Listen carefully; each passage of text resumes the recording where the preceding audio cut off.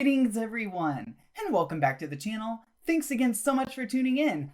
I'm Simmer Chase. Today is episode number 33 of our speed builds. So this one is a classic one from here in suburban USA. Yes, we're talking about the Midwest here in the US. So what we have today is a classic post-World War II favorite of the baby boomers.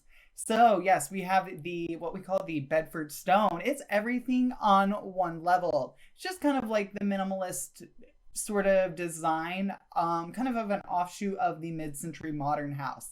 So the classics of this house is that it's pretty much just a plain Jane sort of house. You kind of have some siding.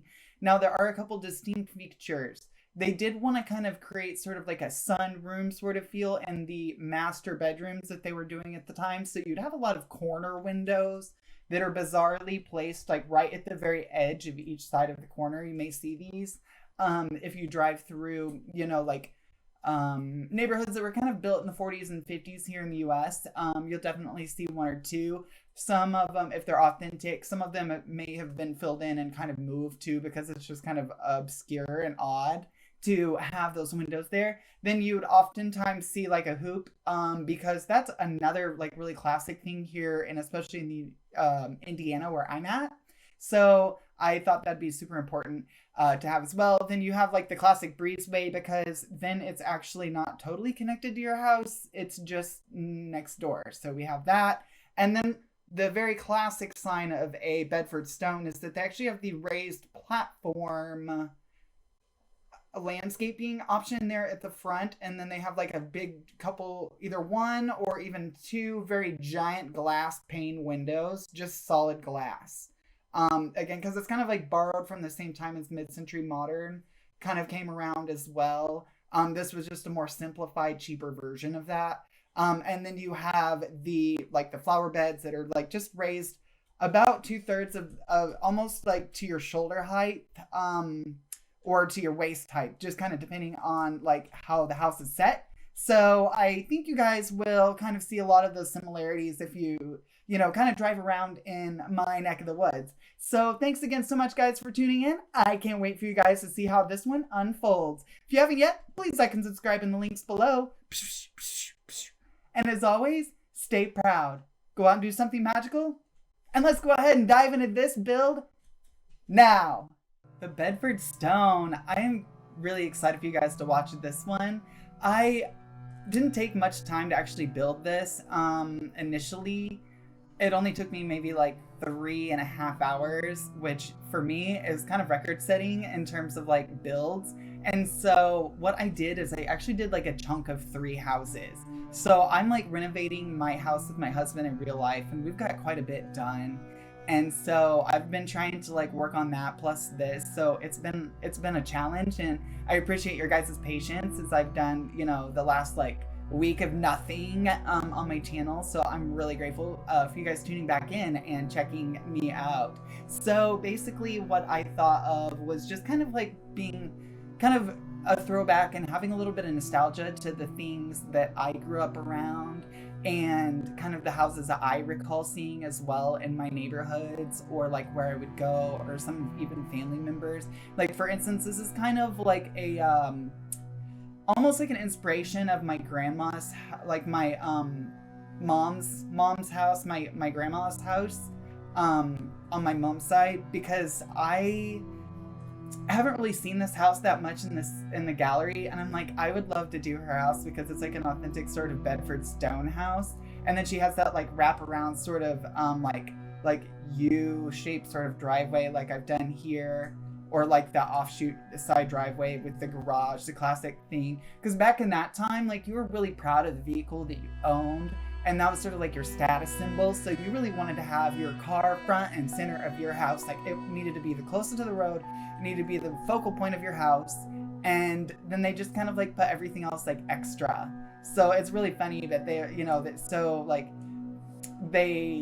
really just did a lot of really funny things of like, well, here, let's just add this element to make it like interesting, but also like cheaper as well. So, you have like the stacked stone there in the front that then kind of gives you the ability to just kind of do whatever planters you want and make the house whatever. And then, just a giant big front window so you can kind of see who's pulling up as well, which is really fun. And I enjoy being able to make this house because it just reminded me a lot of like my grandma's house and stuff. And I'm like, this is just a very classic house. And I thought there would be a lot of option for landscaping and then a little modernization as well with like the solar panels, that kind of stuff as well. But this is pretty close to like her actual house that she has, and I was really stoked to be able to build this in The Sims. And then with a lot of the recent updates that they give us, really kind of gives us the opportunity there to do more. And I really like to kind of go the extra bit on like the pergola and that kind of stuff. So you'll see me add like lighting and add in like a lot of little extra pieces and things, like those lights, for instance, the string lights just to the pergola.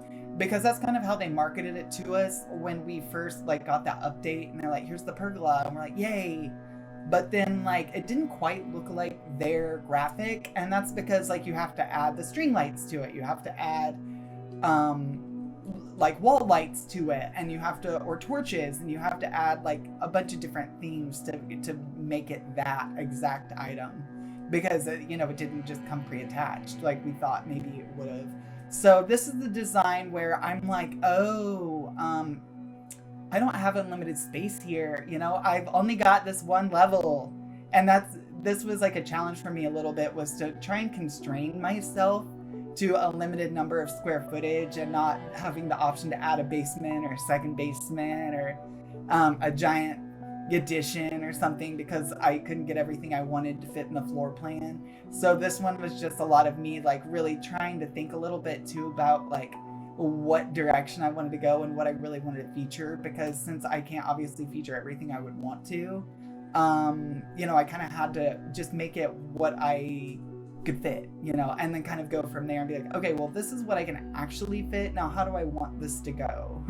So it was a little bit of a challenge for me on that, but it was really fun to be able to do all just like the extra little elements for the landscaping, and then really give it a lot of color and just make it feel very bright and homey as well, with like even the wind chimes, which I really like listening to, like more in The Sims than I do in real life. But that's because I think I like the wood wind chimes, while my husband, he loves those like metal ones that are like clanky, that you like have heard in every Stephen King or like Scream movie. You're like, ah, oh my god, something evil or sinister is gonna happen, and there's usually like some lightning, and it's like blah, blah, blah, and you're just like, this is not, I don't like those wind chimes. So I end up just using the wood ones.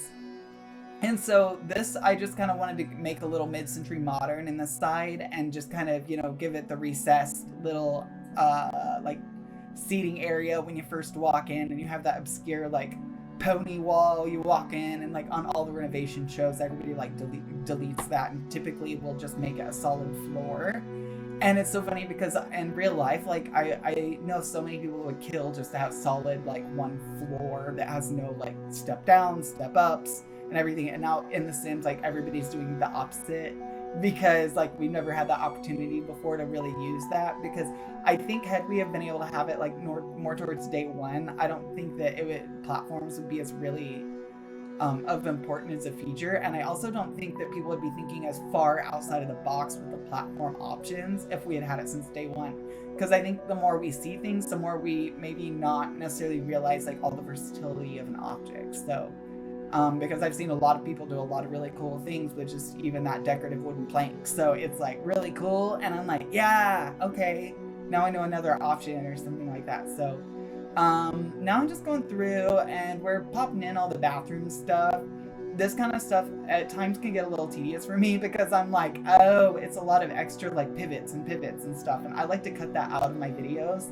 So this video would probably be, like an hour, 30 minutes long or something, but it's really only 9, because I, just kind of trimmed down a lot of this stuff, and I even did slow it down even a little bit in certain areas, because I really wanted you guys to kind of see how it comes together. But I'm so used to building big and in such a large amount of space and having to quickly like load up, like floor upon floor upon floor, that when I was just given one, I was like, wow, this is kind of refreshing but different, and to get like used to, because I, don't have to sit there and sacrifice time or like what I'm putting in there, because it doesn't take, doesn't take that long, I guess, to do one floor when you're used to doing 8. So it was a lot of fun. And now I'm just kind of getting all of my little like specialty items and things, as I call them, just like whatever activities you're going to do, or anything that you might think your sim might want to specialize in, or totally just resent and absolutely hate that the item's there. That's cool too. Sometimes I like tormenting my sims by just putting a lot of decorations and things that are going to drive them nuts in it, because that is also real life. Sometimes, your spouse may decorate for Christmas when you're not ready, and that's like totally okay. It's like, well, that's what you want to do, but okay, you're on your own. And so, but on the other hand, it might make you feel a little uncomfortable at first. So I like kind of doing that to my sims as well. It gives a little more like, lifelike fashion and lifelike behavior, and it kind of plays with the AI a little bit on that. So I've been kind of getting into more of like the homey decor kind of stuff too. More, I used to think that maybe it was a little overboard, but now I'm starting to feel like maybe there's no such thing as going too much detail. So, if I start just going way over the top too much, you guys will have to let me know if it's like just way too cluttered and intense. But I really try and make it more like lifelike, and where it's like just grown and kept, I guess, a lot more. So this is sort of the build then, and now you're just kind of seeing the pan around. This is at nighttime, and then it you can kind of see all the different detail and things I put in to really try and make it really pop during the evening time. So now here's the gallery and kind of how it ended up turning out. Thank you guys so much for tuning in, and I'm grateful for you guys continuing to watch. So I hope you have a great day and stay proud. Go out and do something magical, and I'll see you guys later. Thank you.